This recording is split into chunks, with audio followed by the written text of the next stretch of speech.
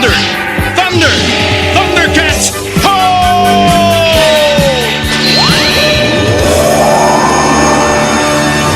Welcome to another ThunderCats recap on the Radical Retro Rewind podcast. As always, I am your host, Radical Ryan Hunter, along with everyone's favorite brother and mine, David, for Snarf Takes Up the Challenge, episode 25 of the original ThunderCats series. This is a good one. This is one of my favorite. I think I said it in the last episode of ThunderCats. This is up there in my top, probably 5. People might see the title of Snarf Takes Up the Challenge and then be turned off because it's Snarf, but this actually proves how valuable old Snarf really is to the ThunderCats. Mm-hmm. And just a really good episode. Originally airing on October 11th, David, of 1985. And we want to thank, as always, the ThunderCats Wikipedia for the synopsis and trivia that we will be using right off the bat, David. Snarf comes back to the cat's lair, and everything is dark. He's shocked, though, to find it deserted. Chitara! Wow. Anybody home? Come on, stop kidding! Where are you all? And he gets to the main control room, and he is surprised to find Robert Bill there, who, just like Snarf, has no idea where the ThunderCats are. Robert Bill! You scared me! Where is everyone? I don't know. They all went out. Only Chitara was left to keep watch.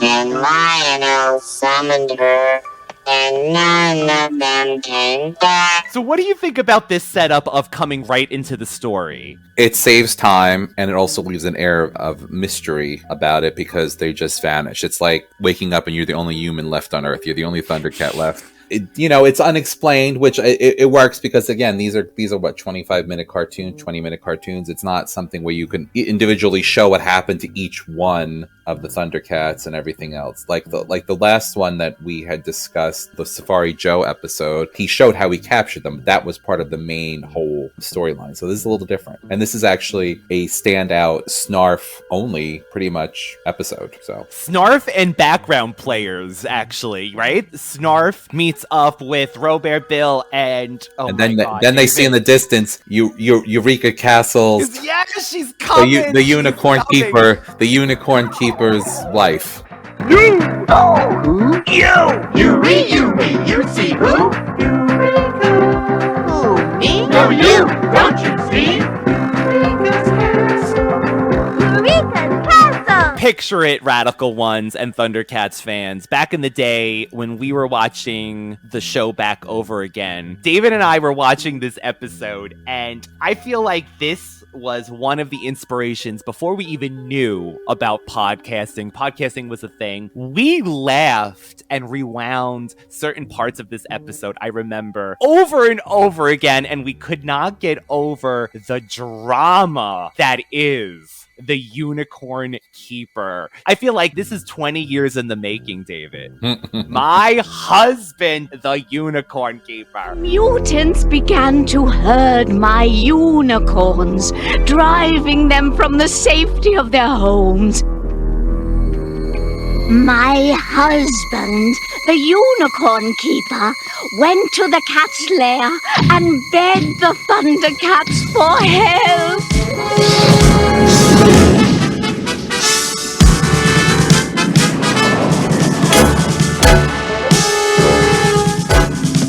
We are too late, Lord Lionel. My unicorns are deep in the forest of silence, lost and frightened. We better split up. We'll stand a better chance of finding them before those mutants can do any harm. We should meet back here in an hour. Right. Let's go. It's the way she says it. My husband, the Unicorn Keeper, could not help the ThunderCats. What could we do, my gentle unicorns? That's how she sounds. Well, that's the thing. We better go see what the Unicorn Keeper wants. Slide and his band of mutant friends have captured the ThunderCats. impossible. I saw it. It is true. But wasn't there anything you could do to help them? The mutants are formidable opposition, even for Thundercats. What could I and my gentle unicorns achieve against them?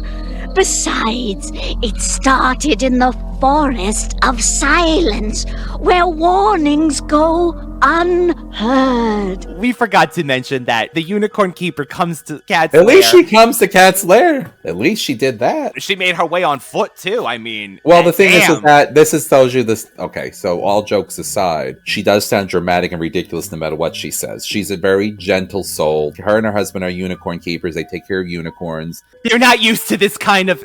They're not used to this kind of But drama. going back to many episodes before, you see how the Thundercats created relationships by helping, protecting, and working with all different types of people and all different types of species and burbles and all these different things. The Unicorn Keeper, she was able to fill in the blanks of what happened to the Thundercats. Now, granted, she couldn't help them, but at least Snarf now knows what happened to them and why. The mutants were going after the unicorns, right? And the Thundercats went to assist, but they were in the forest of, what is it, the Forest of Silence or something? Silence, the Silent Forest. Where even the Sword of Omens, again, this is where you see the Sword of Omens fail, because we always think of the Sword of Omens as this sort of like mystic sword that that goes into like almost like transcends the mind, where it really is just an early warning signal. The Unicorn Keeper said that they each got captured by the mutants, and that the sword tried to warn Lionel, but was silenced by the forest.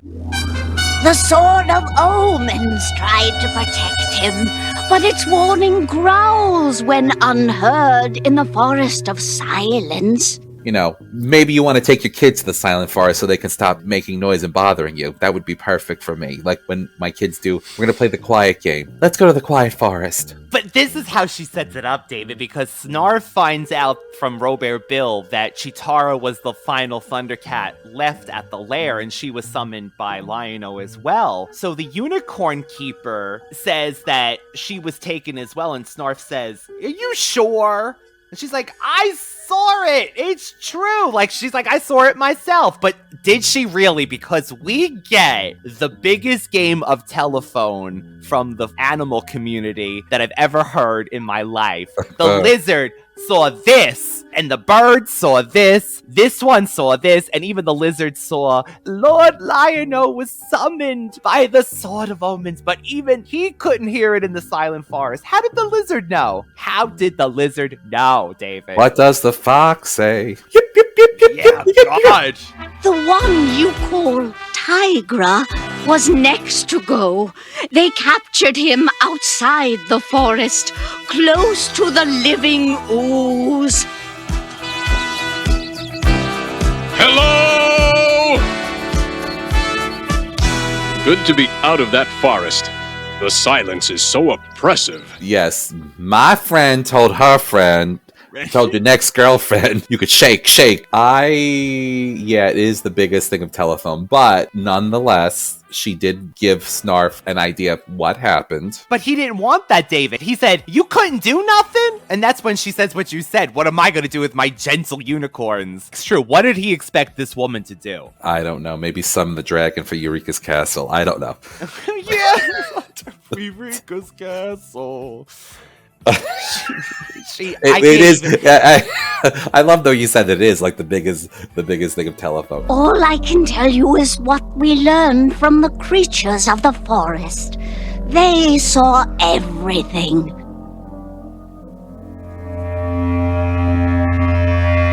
The feathered lizard told me that they took Lord Lionel first. He's like, you ain't heard that from me, because I ain't one to gossip. It was the lizard, the snake, the turtle, the elephant, the cocopelli. The one, this is my favorite too. She's like, the one you call Tigra. You know, that one. You the know one that with one. The drug problem.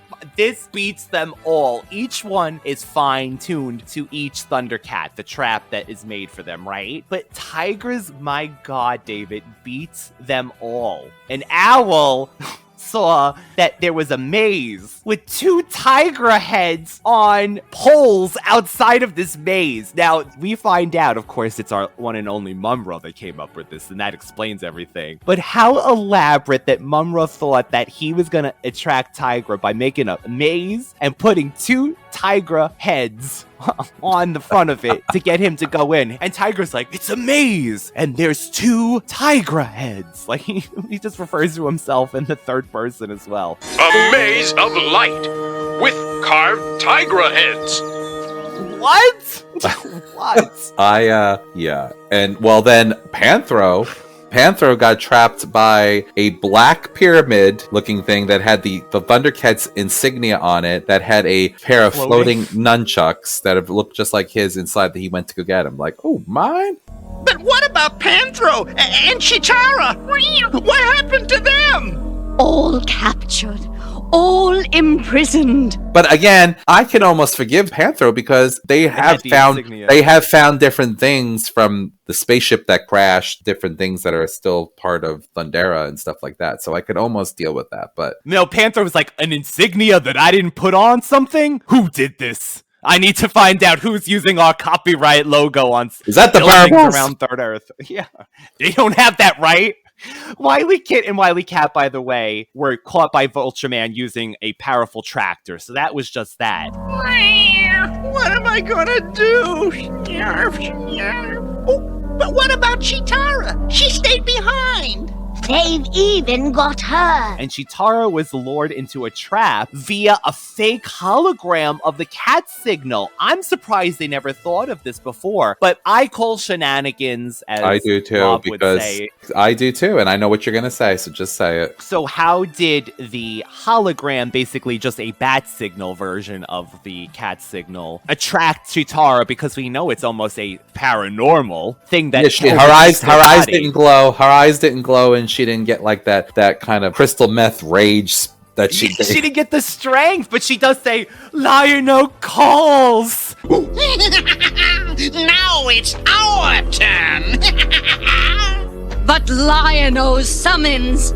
A clever deception, Thundercat. Like, they have to answer the call, and he's like, no, I have a projector. So Chitara is she's always looking like, we always say this, she's always ready to battle. I love this. After the Unicorn Keeper sits down at the table, Snarf calms her down. Where are the Thundercats now? I have told you everything that the creatures of the forest reported to me, but where they are now, I do not know. Robert Bill, which, David, I gotta say, if you need anyone on your side, call a Burble, call Robert Bill. He is the biggest hype person in the world, because he's like, you must have some talents. You are a Thundercat. But Snarf, David screams, what can I do? And he's like, I don't know. You must have some talent. Snarf, like, what did he want him to come up with for Robert Bill? He's like, you're a Thundercat. You gotta do something, though. So I think great motivation for Snarf. You're a Thundercat. You must save them. I may be a Thundercat, but look at me. I don't have the cunning of Wily Kit and Wily Cat. The intelligence and strange powers of Tigra.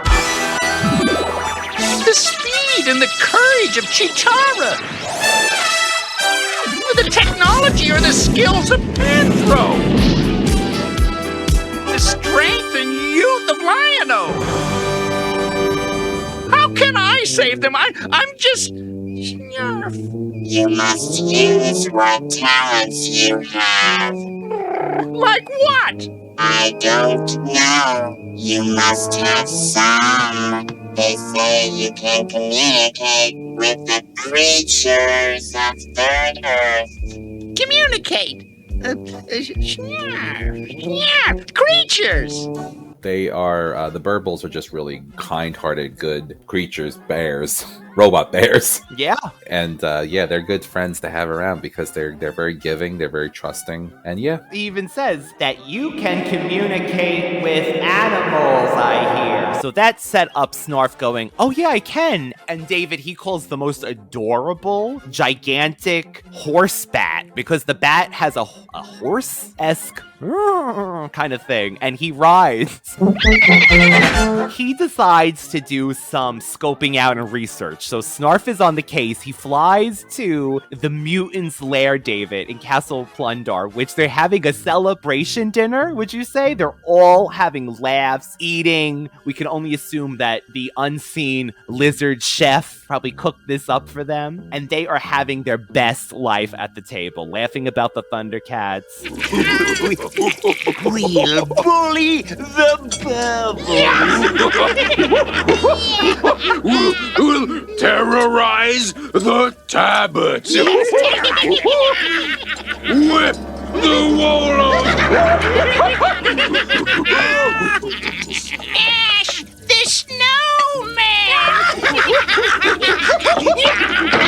Finally made Vultureman part of the official team, I feel like, by this point. He has an official peach. He's one of the Real Housewives of Atlanta, finally. Yes, he finally gets to say, and I make inventions. A Snarf overhears that the mutants are talking about the Thundercats being taken to the Black Pyramid by Mumm-Ra.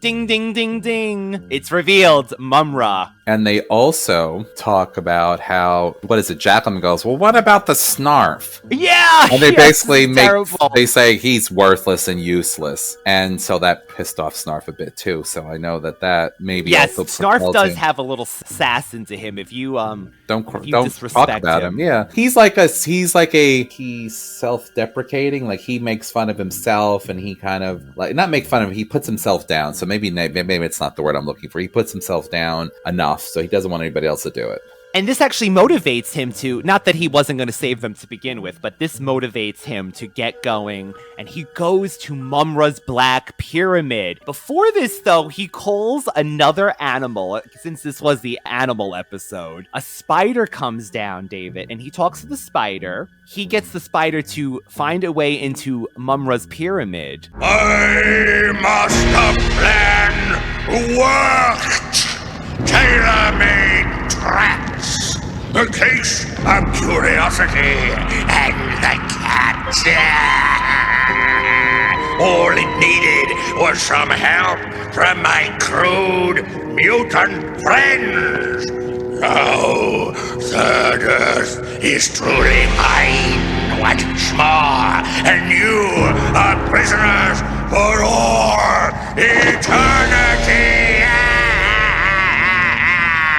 As for your useless sword of omens, it makes a nice ornament for the wall!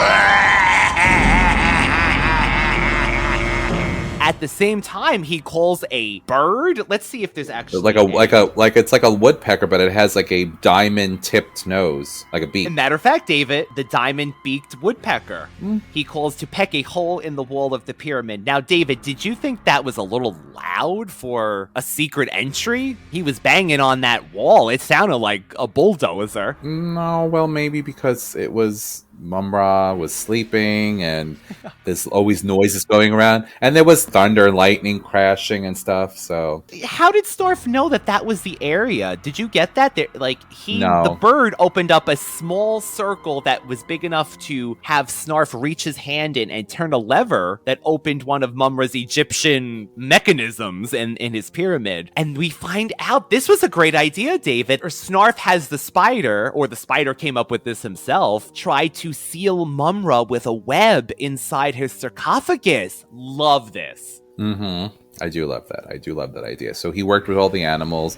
Again, this is Snarf's abilities. So what do you think of Mumm-Ra's plan of, he ain't killing the Thundercats again? He just has them wrapped up like mummies, and he's gonna have them be ornaments, basically, in his pyramid Forever! So here's the thing. So before Snarf is doing all, or about to do all that, Mumm-Ra is back in his pyramid. He's like, got the Thundercats all tied up, only their eyes. And he goes, this useless thing, the Sword of Omens, because he can't control it. He puts it on the wall as a trinket. He says basically it's a wall hanging.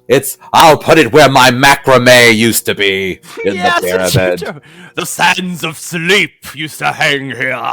I'll just throw it up there. So he wants the Thundercats to basically watch everything that's going to happen to them. They're going to be mummified. They're going to die. Well, he has them on each side of his pyramid, and he left their eyes open. So they're kind of just there. This is what drives me crazy, because I get the excitement, but Snarf spots Lionel right away. So he starts to take the wrappings off Lionel first, as the spider is done wrapping Mumm-Ra up. But when he reveals Lionel's mouth, he screams Lionel and wakes up Mumm-Ra instantaneously. He's like, Snarf! And Mumm-Ra's like, Arr! Snarf! Am I glad to see you? The sword! Quick! If that tomb is a rockin', don't come a knockin'. He was trying to get the hell out of this. He's screaming, you are not released from the tomb. This is your punishment for not following HOA rules. There's supposed to be 4 bodies. There are 4 bodies mummified on each side of the pillars in your home. That's it. This is really something. At that moment, Mumm-Ra manages to break apart the web enclosing his sarcophagus and emerges from his tomb. Furious at seeing the Thundercats free, Mumm-Ra changes into his ever-living form and attacks Lionel. And what does he do? He calls upon the other Thundercats. They rip out their mummy wrappings with the strength, and he uses the old reliable of the sight of his own reflection. But this time, David, Mumm-Ra was kind of really pushing against it. I think he was really like, no, this will not end like this now, please. I want them as my Pier 1 decorations. No! I put the Tigra heads out! The Tigra head ornaments! I promise I'll use more proactive on my face! The horror of your own reflection! I know the feeling when I wake up in the morning, the horror of my own reflection. I got it. I got you, Mumm-Ra. I got you. But and you also see that Mumm-Ra transforms very, very quickly. There's no hullabaloo. There's no like big to do. The eyes don't glow on the effigies or whatever he's got, or the statues or whatever he's got. There's nothing going on. He literally transforms in seconds. We've always had this conversation, which many people have, and actually my own son Joe said to me with the Power Rangers, because we've watched every season, every episode, every type of Thunder, Fury, this, that, every other kind of Power Ranger. He said to me, do the monsters just sit there and let the Rangers transform? And I said, no, babe, you're able to see them transform, but it's supposed to happen in just a few seconds. Instantaneous, right. Yeah, like it's Sailor just Moon that they slow it down. They slow it down so that you can see it, but it's supposed to happen immediately. Because even he had that thing. Smart. Because Sailor Moon takes forever, spinning, twirling. I mean, and even Mumm-Ra with the whole. He says his incantation or whatever it is. Ancient spirits of evil, but it still takes a long. Each part takes a little time to get that girth and strength. It doesn't happen right away. He kind of bulks up. It's coming. One arm gets big. A leg gets big. His chest gets big. And David, oh my god, Lynn Lipton as Wily Kit, she says, you forgot the greatest of us all! She almost had that Willa-esque in her voice as Wily Kit. Snarf! The greatest of us all! That's what she told Mumm-Ra. You underestimated the greatest. Too late, Mumm-Ra! It was a good plan! But you made a fatal error! You underestimated the 7th Thundercat! The bravest of us all! Thundercat Snarf! And honestly, Snarf. I have to say he is, for that moment in time, he was the greatest, because I'll be honest with you, I mean, the fact that they always seem to play him as a older nurse, or old nursemaid. They call him a nursemaid, and they call him like basically he's not strong. He's almost say like he's a coward. Yes, but he's not. Coward. But he's not. And that's it, And I'm actually shocked, though, in the future they still don't take Snarf seriously. I'd be pissed. If I was Mumm-Ra, I'd be like, I'm gonna get you. I think Mumm-Ra's still in shock. He don't even know. I'm gonna get you and your little Snarf too. Well, this is again, if you are pure evil. This is again, and again, I'm gonna go off on one of my rage tangent things here.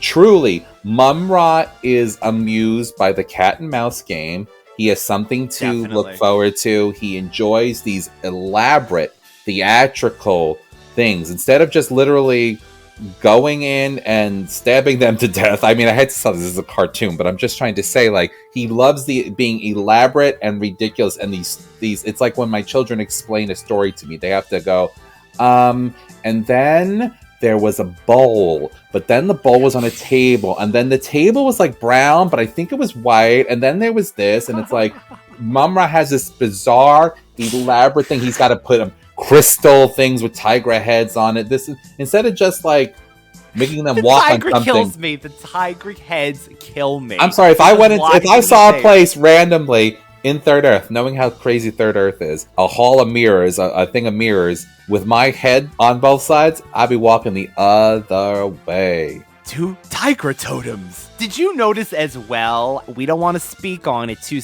prematurely, but I noticed the ancient spirits of evil at the end. They gave a look of, they didn't move their eyes or anything, but they kind of look at Mumm-Ra before their eyes end up going blank, and they're kind of going, that might be something that comes in the future. The ancient spirits of evil might get a little disappointed, I'm thinking.